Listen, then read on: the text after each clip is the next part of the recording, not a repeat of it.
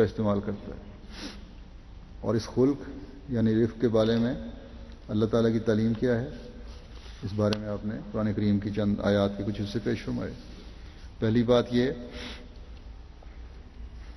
کہ اس خلق کو پیدا کرنے کے لیے، رفق کے حسن کو اپنے اندر پیدا کرنے کے لیے قولوا للناس حسنا، یہ بات ہے، اس پر عمل کرنا چاہیے.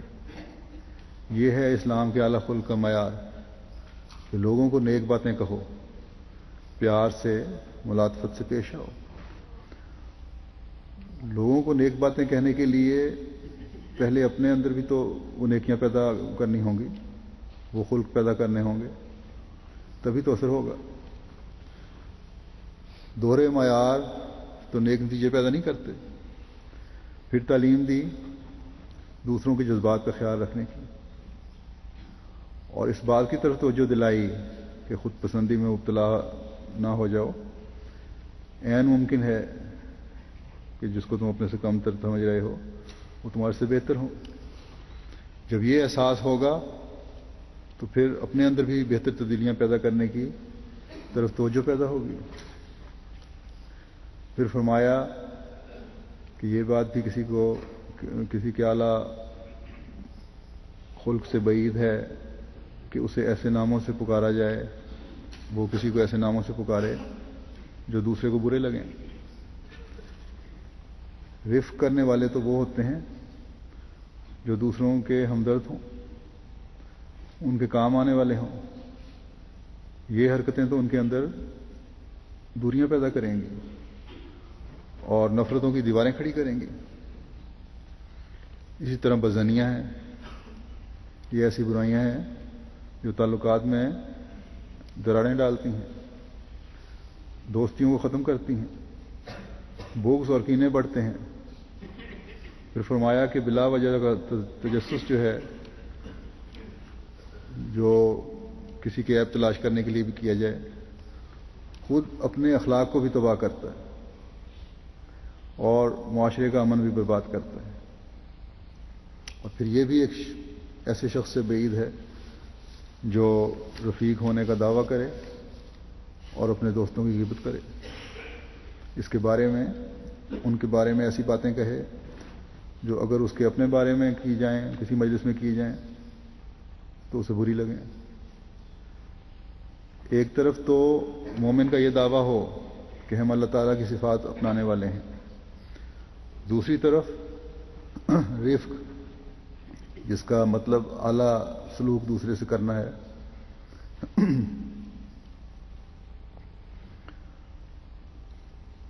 وہ اس کے بجائے برائیاں بیان کی جائیں، اور وہ بھی ایسی مجلسوں میں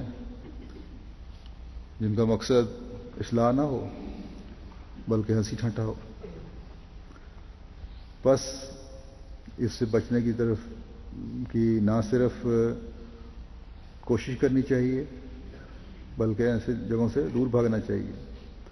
حضرت مسیح موعود علیہ الصلوۃ والسلام فرماتے ہیں کہ جو ایک دوسرے کو برے ناموں سے یاد کرتے ہیں اور اپنے ہی لوگوں پر عیب لگاتے ہیں اور دوستوں کی طرح پردہ پوشی سے کام نہیں لیتے بلکہ تمسخر کرتے ہیں اور غیبت کرتے ہیں اور بدظنی سے کام لیتے ہیں اور اٹھتے بیٹھتے لوگوں کے عیوب کی تلاش میں لگے رہتے ہیں، حالانکہ اللہ تعالیٰ نے ان امور کے مرتکب کو ایمان کے بعد اطاعت سے نکل جانے والا قرار اللہ تعالیٰ ان امور کے مرتکب کو ایمان کے بعد اطاعت سے نکل جانے والا قرار دیتا ہے اور اس پر اسی طرح اپنے غضب کا اظہار کرتا ہے جیسے کہ سرکشی کرنے والوں پر. بس یہ بہت سخت تنبیہ ہے. نہ صرف بدخلقی کر کے اپنے بھائیوں کا دل دکھایا جائے بلکہ اللہ تعالیٰ کے غضب کا بھی مورد بن جاتا ہے انسان ایسے.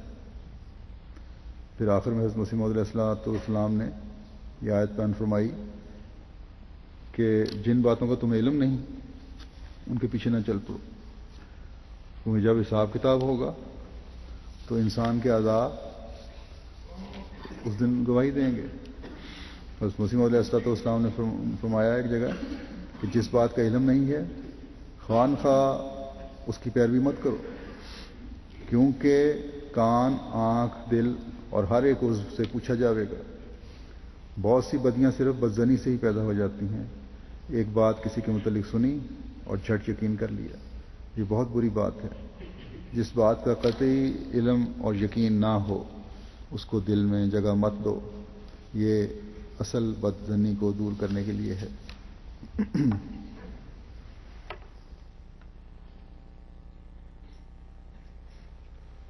پھر ایک جگہ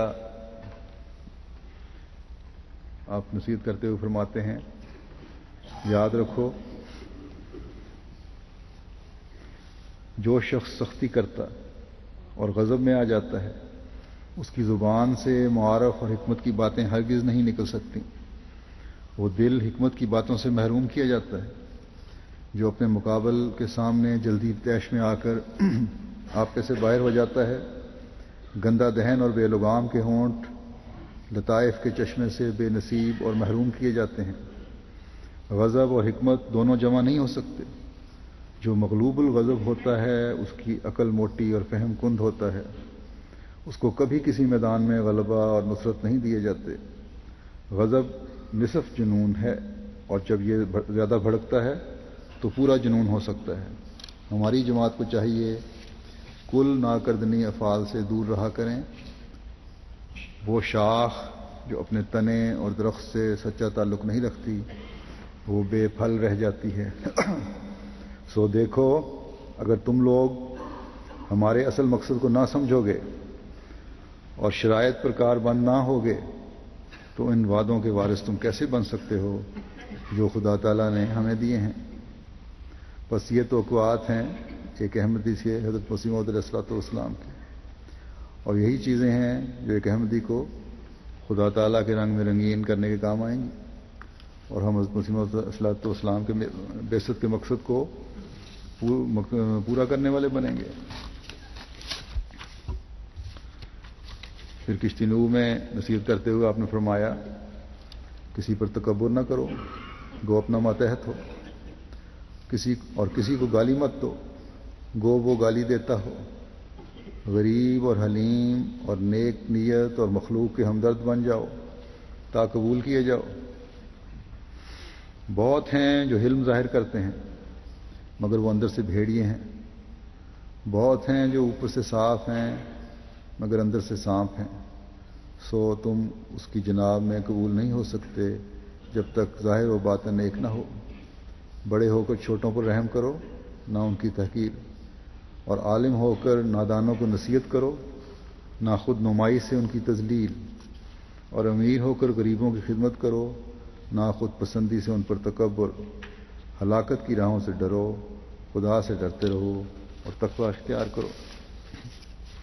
پھر آپ فرماتے ہیں، خدا تعالیٰ کی ستاری ایسی ہے کہ وہ انسان کے گناہوں اور خطاؤں کو دیکھتا ہے، لیکن اپنی اس صفت کے باعث اس کی غلط کاریوں کو اس وقت تک جب تک کہ وہ اعتدال کی حد سے نہ گزر جاوے ڈھانپتا ہے۔